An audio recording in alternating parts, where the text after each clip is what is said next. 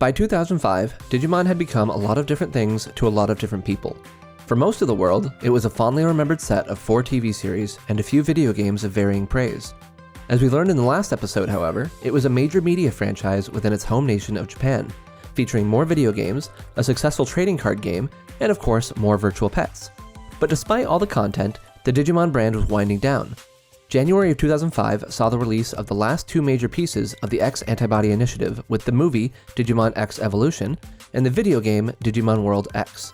The digital monster trading card game would not see a new numbered booster release in 2005, signaling the end of a major tentpole of the franchise, though they did at least have a couple more releases that I'll get to at the end of this video. The Pendulum X series had also been finished for more than a year, so where would virtual pets go from here?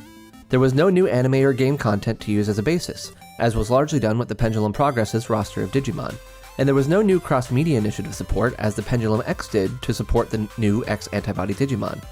Bandai instead would need to go farther back, to the original Digimon Pendulum for inspiration. When we look at the release of the original Digimon Pendulum, there are a few important factors to consider.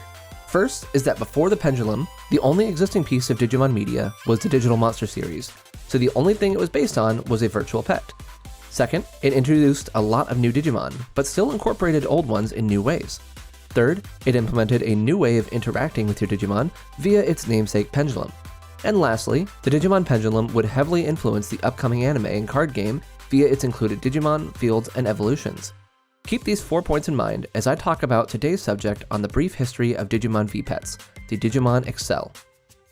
In a first for a Digimon virtual pet, the Digimon Axle released in March of 2005 with not 1, but 2 versions, the Justice and Evil genomes. Like the Pendulum X, Bandai went in a very different direction with the design, but to an even greater degree. Unlike the virtual pets that came before it, this one was held vertically, similar to the D-scanner, and with such a big change came the need to change the button layout. Instead of the classic A, B, and C buttons we had seen on each V-Pet until now, the Axle featured a left and right button, which I cannot understand why this has never appeared on another V-Pet since, as it's such a useful feature. We can also see the cancel button here, and as for the confirm button, that has been moved to the side of the device and changed into a spring-loaded trigger. The trigger itself is really satisfying to press, and gives the device an unmistakable look. Despite the odd button layout, it makes perfect sense while you are actually holding the device. Up top, we have the same 3-prong connector as the Pendulum X, meaning they are indeed compatible with each other. And around back, there's not much to say, other than the topmost portion features a prominent bump. Going back to the front, this device had another really unique feature, a customizable faceplate. You could lift off the plastic plate to reveal that the art for the front of the device is just a slip of paper, meaning you can swap this with other official designs or even create your own. I prefer to keep mine vanilla, but some fans have made some great designs, like these by big-time V-Pet fan Elise. I should also note that while it does say accelerator on the device here, the official name is indeed simply Accel. Moving on to the screen, the Axle once again uses a 32 by 32 pixel screen just like the Pendulum Progress and the Pendulum X, but there is one thing missing, the background. Unlike all the pets that came before it, the Axle screen had nothing behind it, so sadly it does not have the illusion of viewing your Digimon in its environment through a window. Not a major drawback, but still disappointing to have that omitted. As for the sprites themselves, returning Digimon that have already had larger sprites have their sprites reused here, so I'm still not a fan of the way most of the non-X Antibody Digimon look, but there are indeed X Antibody Digimon on these devices that look as good as they did on the Pendulum X, and the brand new sprites overall look great as well. Now you've likely already noticed the last piece of the design that I haven't mentioned yet, the Energized Matrix Sensor. Its purpose is to detect a completed electric current, stemming from the top node to any of the other 5 nodes. While this can be done with any conductive material, the primary way you interact with this sensor is simply with your hand. When you press it against your skin, as long as you have contact with the top node, the device will detect how many other nodes you are touching, which affects what a scan will do for you. There are 2 types of scans, and you can start one just by pressing the trigger while not in any menus.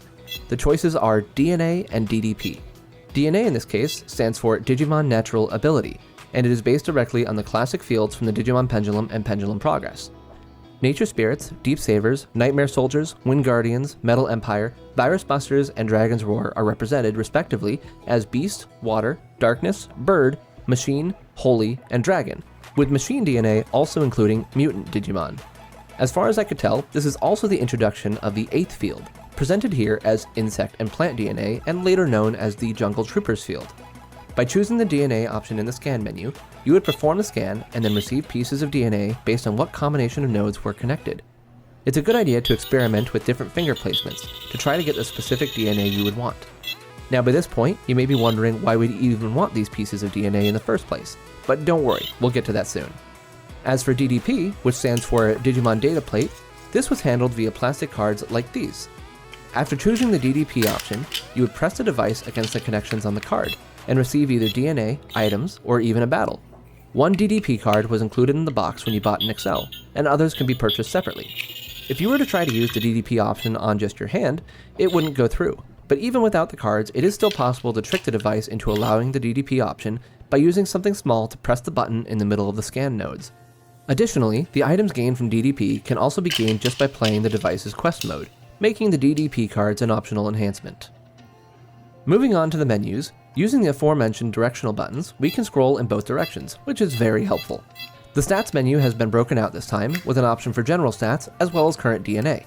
The first option is almost identical to the stats menu of the Pendulum Progress, with just a few changes. In addition to the usual information, you can see your Digimon's DNA type, its rank, X points, and DNA code. Rank is just a value showing how well your Digimon has done in quest mode, while X points is basically an infection meter.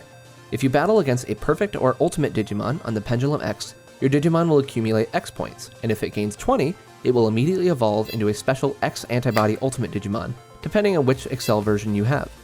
For the last Accel version, the Ultimate Genome, this would be replaced with Mini Points, gained from battling against the Digimon Mini, a device we'll talk about in the next episode. Instead of granting a special evolution, Mini Points would allow an egg containing Doraemon to be raised. The last stat, DNA code, was a number that you can input on Bandai's Digimon Axle website to look up information about your Digimon. For now, we're going to skip over the DNA stats and move on to Tamer stats.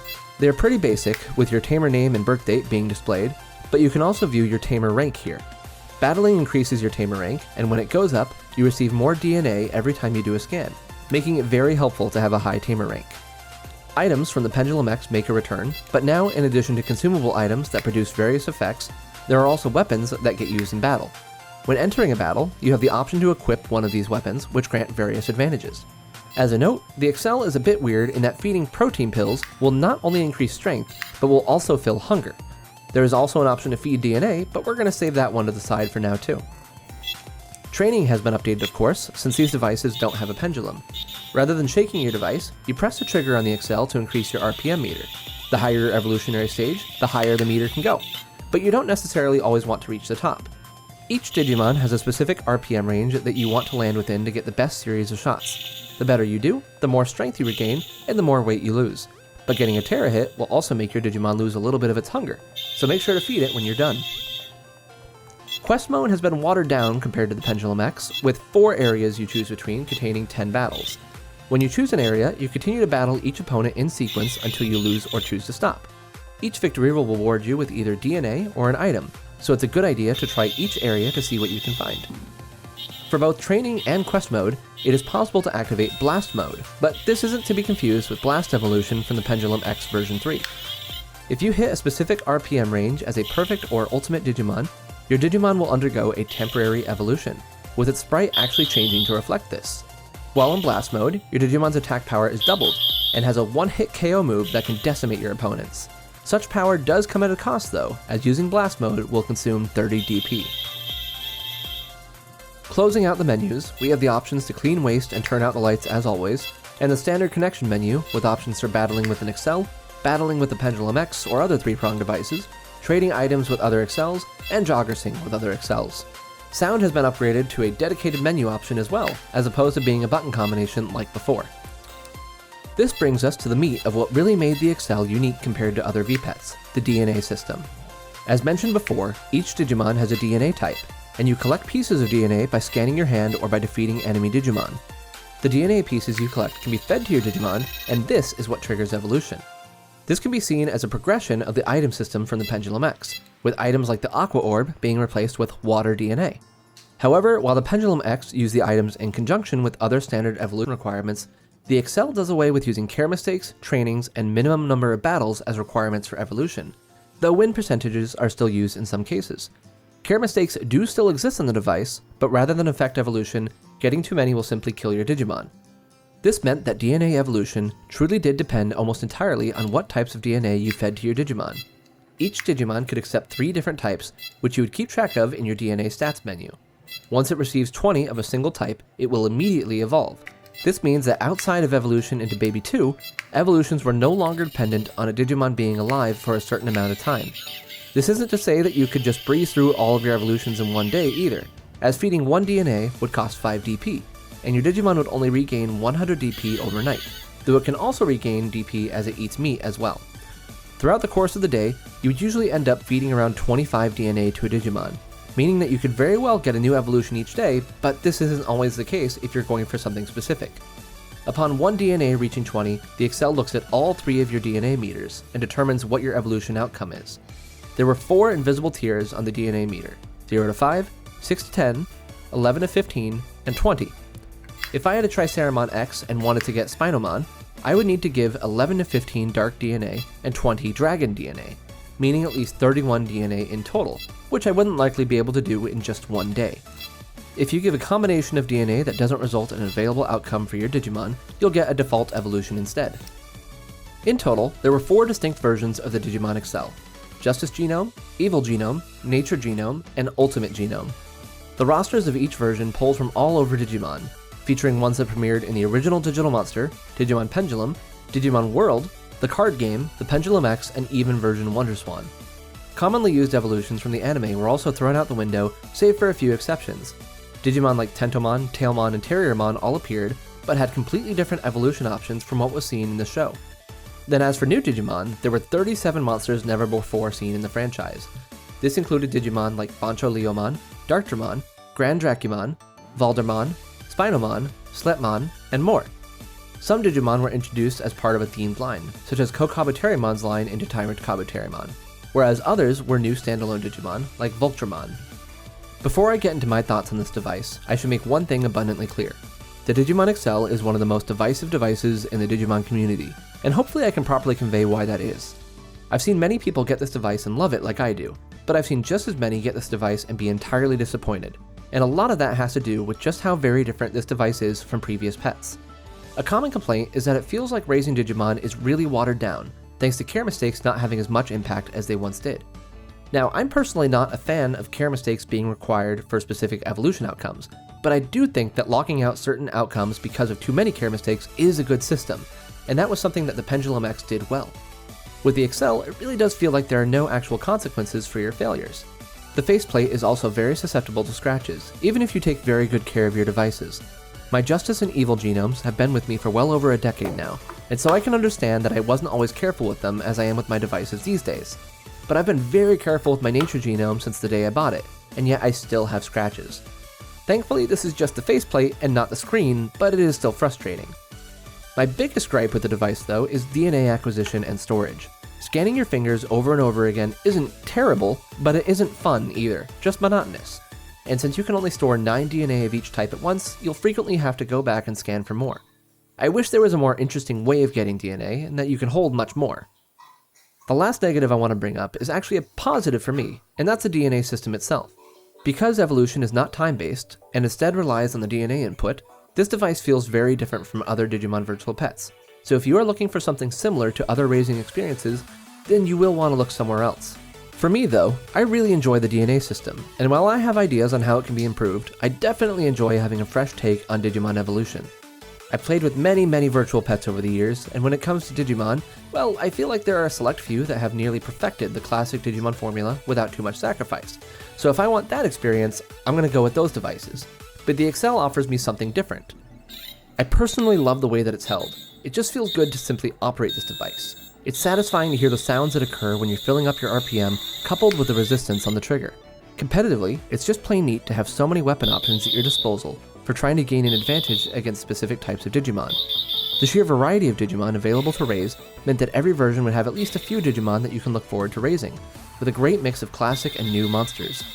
It's always exciting to reach Perfect and Ultimate, so you could activate Blast Mode and see how your Digimon will change its appearance. And can I just tell you how much I loved seeing Marine Angemon's Blast Mode on the Evil Genome for the first time.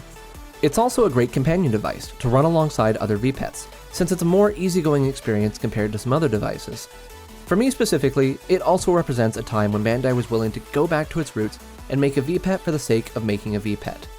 Due to all these factors, with my personal preference and history obviously playing a part here, I rank the Digimon Axle as my second favorite Digimon virtual pet, out of the devices we've gone over thus far. Now, do you remember the 4 points I mentioned at the beginning of the video concerning the original Digimon pendulum? If you do, you can see how Bandai was trying to mimic that formula with the Digimon Axle. It was a VPET purely for the sake of being a VPET, and wasn't based on other existing media. It introduced a lot of new Digimon, but still incorporated old ones in new ways. It implemented a new way of interacting with your Digimon via the trigger, as well as the DNA system. And it would have an influence on the upcoming anime, card game, and video games. It certainly wasn't as influential as the pendulum was on other Digimon media after its release, but it absolutely was a jumping off point, with pieces being taken for other media. The Digimon in the Accel would all get featured in 2 final booster releases for the Digital Monster card game, labeled as Digitalized Booster Packs 1 and 2, which were essentially a farewell to that game. That brings us into 2006, where 3 major new pieces of the Digimon franchise came to be. The first was the newest Digimon show, Digimon Savers, which included Digimon from the Accel, some with redesigns, as primary characters such as Kudamon, Falcomon, Mercurymon, Spinomon, Darkdramon, and of course, Bancho-Leomon. The concept of scanning DNA was reworked and combined with concepts from Digimon Frontier to create the idea of scanning Digisoul, and we even get to see Blast Mode appear as the renamed Burst Mode. Obviously there's something to say about the Digivice IC itself, but we'll get to that in a few episodes. Savers would also become the face of a new card game called Digital Monster Card Game Alpha, which sadly wouldn't last as long as the original card game, but it did solidify the Accel's inclusion of insect and plant DNA as the Jungle Trooper field. Likewise, Digimon Story for the Nintendo DS, which was the start of what would become an incredibly successful Digimon video game series, also used the 8 DNA types from the Accel for its systems. These are all small things overall, and those individual sections of the franchise definitely built themselves up in many ways on their own, but it was fascinating to see a VPET once again be an influence on the franchise as a whole. Thankfully, Bandai still had a few VPET ideas, and the first of those ideas actually came out the same month as the last version of the Accel. But rather than using VPETs as a way to move forward, Bandai decided to look very far back. We'll be talking about that device on the next episode of A Brief History of Digimon VPETs, but in the meantime, please consider subscribing and hitting the notification bell to stay notified when I upload. Until next time, bye!